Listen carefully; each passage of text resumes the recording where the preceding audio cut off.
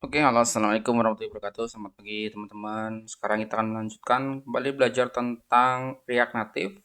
Di video sebelumnya kita telah belajar tentang Web API dengan menggunakan Laravel sebagai REST API kita. Jadi, langkah selanjutnya adalah teman-teman mengimplementasikan dari Web API tersebut dalam sebuah aplikasi Android ya, yang akan kita bangun menggunakan React Native. Oke, berarti ini seri ke-32, teman-teman. Langkah pertama untuk membuat aplikasi Android adalah kita harus menginstal React Native terlebih dahulu. Nah, untuk menginstal React Native, kita harus melihat dulu dokumentasi dari React Native-nya. Teman-teman bisa lihat di situs reactnative.dev/docs, kemudian environment setup. Jadi, kalau sebelumnya telah belajar tentang Expo ya menggunakan Snacks Expo yang sifatnya itu kode editornya online. Nah, sekarang kita akan menggunakan React Native CLI. Di sini sudah disediakan ada dokumentasi setting up the development environment ya. Kalau kita menggunakan Windows ya pilih saja Windows-nya ada React Native CLI di sini. Lalu target OS-nya saya menggunakan Android. Kemudian untuk menjalankan React Native ini teman-teman harus sudah menginstal Node.js dan JDK ya, OpenJDK. Nah, untuk Node.js-nya teman-teman bisa langsung manual download di situs Node.js gini. Ya, di sini ada Node.js juga, tinggal download saja. Lalu untuk JDK-nya tinggal cari di sini. Atau teman-teman bisa menggunakan package manajernya dari si Windows yaitu Chocolately ya. Di sini ada Chocolately. Nah, situsnya chocolately.org. Teman-teman silakan download package manager untuk Windows-nya. Di sini bisa digunakan ya untuk menginstal kedua komponen dasar pendukung dari si React Native ya dengan cara mengetikkan choco install mini y atau mini y node.js install openjdk 8. Ini di installnya di dalam command prompt ya, di run as administrator. Jika sudah, teman-teman lanjutkan instalasi Android Studio ya. Silakan download Android Studio-nya. Ini sebetulnya modulnya sudah ada ya, tinggal nanti saya berikan modulnya saja. Nah, ini tinggal Android Studio di-download karena nanti kita akan membangun aplikasi Android. Jadi harus memiliki Android Studio agar kita bisa meminjam SDK-nya ya. Nah, sudah di sini teman-teman juga instalasi Android Studio lalu setting environment variable-nya. Nah, masuk ke Windows Control Panel, kemudian milih user account. Nah, ini contoh-contohnya sudah disediakan di situs reactnative.dev ya. Di sini ada environment setup. Nah, jadi nambah variabel baru di environment variable-nya. Lalu di sini ikuti saja petunjuknya untuk dokumentasi awal. Nah, kalau sudah diinstal Node.js, sudah diinstal OpenJDK 8, kemudian ditambahkan juga environment variable-nya pada Windows teman-teman. Nah, sekarang tinggal melakukan instalasi atau membuat aplikasi baru dengan React Native. Di sini juga sudah disediakan ya, di sini. Nah, yang pertama teman-teman harus memiliki folder ya. Saya buat folder di D ya, di hard disk D namanya praktek ya. Nah, teman-teman untuk membuka ini kita harus buka dengan command prompt ya. Tinggal di address bar-nya kita klik 2 kali. Gini, kemudian kita ketikkan cmd atau memanggil command prompt untuk folder project. Lalu teman-teman lihat secara otomatis akan masuk pada command prompt yang direktorinya adalah folder praktek di drive D ya. Nah, sekarang kalau kita lihat di sini ada cara untuk menginstal React Native ya dengan cara npx. Kita ketikkan saja ya. Jadi npx gini, kemudian React Native, kemudian init. Nah, ini nama projectnya apa? Nah, kalau di sini kan tadi contohnya adalah ya awesome project ya. Misalnya ini adalah project saya gitu ya. Project saya. Nah, nanti nama aplikasi Android-nya adalah project saya. Nah, teman-teman juga bisa mengganti nama foldernya dengan folder yang lain ya. Nah, sekarang saya gunakan sebagai latihan adalah project saya. Kalau sudah, tekan enter. Nah, jadi kita tunggu proses download dari si React Native karena kita menggunakan Node Manager ya, menggunakan Node.js tadi ya, kita menggunakan npx jadi kita harus mendownload datanya. Jadi tidak bisa diinstal manual itu sebetulnya bisa, tapi kita lebih enak menggunakan yang namanya Node Package Manager ya dengan Node.js tadi. Nah, untuk proses lamanya instalasi ini tergantung dari koneksi internet teman-teman ya. Memang kadang-kadang butuh beberapa menit ya. Semakin bagus internetnya maka proses instalasinya juga akan semakin cepat.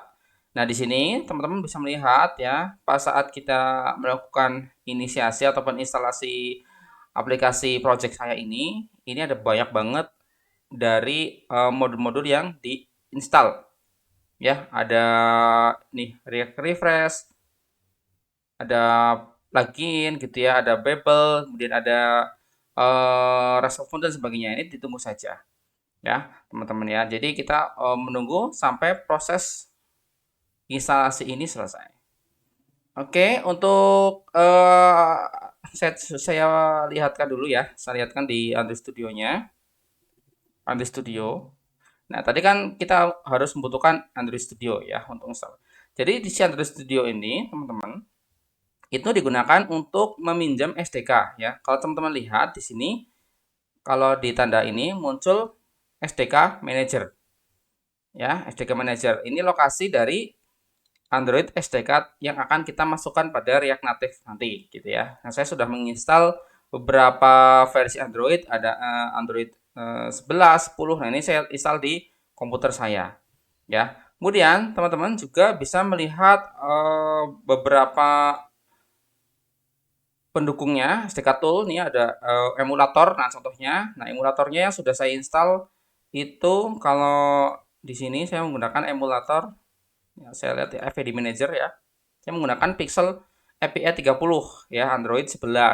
Nah, teman-teman juga bisa menggunakan emulator itu dengan ini sendiri ya, apa namanya?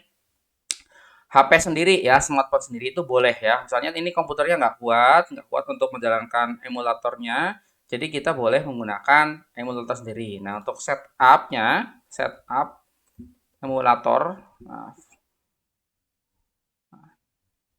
React Native ini sudah disediakan di setting up development-nya. Nah, di sini kalau kita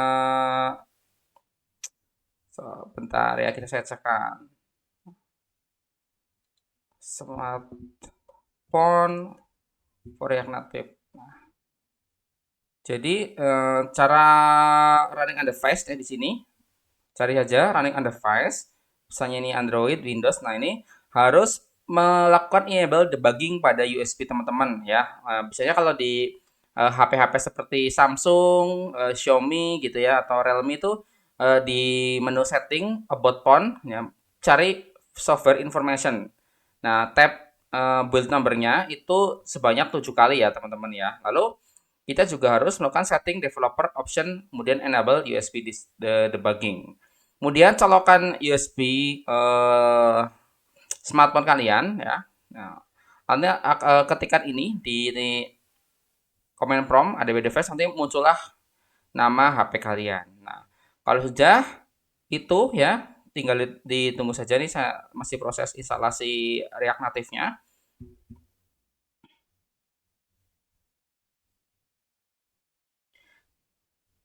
Oke, kita tunggu React Native-nya diinstal dulu ya di project D ya, teman-teman.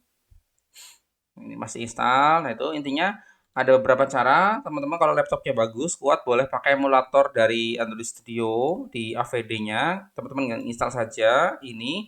Atau misalnya tidak kuat nih laptopnya, boleh pakai smartphone-nya dicolokin saja. Tapi harus setting yang namanya running on device. Nah, ini pilih ini saja. Oke ya. Nah, ini caranya. Oke. Ini pasti proses installing ya untuk React Native-nya. Berarti tadi udah download semua, berarti ini tinggal install saja ya teman-teman ya. Oke. Kalau berhasil internet kalian tidak ada gangguan, nanti muncul logo React Native seperti ini. Oke, ini masih cukup lama ya. Kita tunggu sebentar lagi ya teman-teman untuk uh, jadi saya sambil nunggu ini saya jelaskan kembali ya. Untuk seri ke-32 ini adalah lanjutan dari playlist ini ya, playlist React Native dasar. Ya, di sini sudah disediakan ada kemarin terakhir telah membuat Yang ke-33, pengujian dan perbaikan web API Laravel. Oke, tunggu sebentar ya teman-teman ya. Kita tunggu sebentar sampai proses instalasinya selesai. Oh iya, teman-teman juga harus sudah menginstal yang namanya Visual Studio Code ya, teman-teman ya. Oke, sebentar. Saya buka. Ada pesan masuk dulu ya, teman-teman ya. Sebentar ya, sambil nunggu instalasi.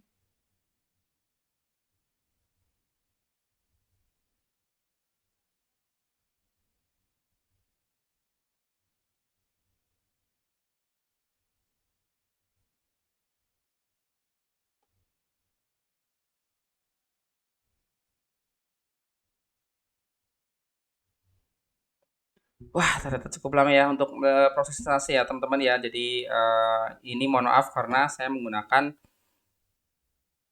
internet yang kurang bagus mungkin ya. Jadi cukup eh, lelet.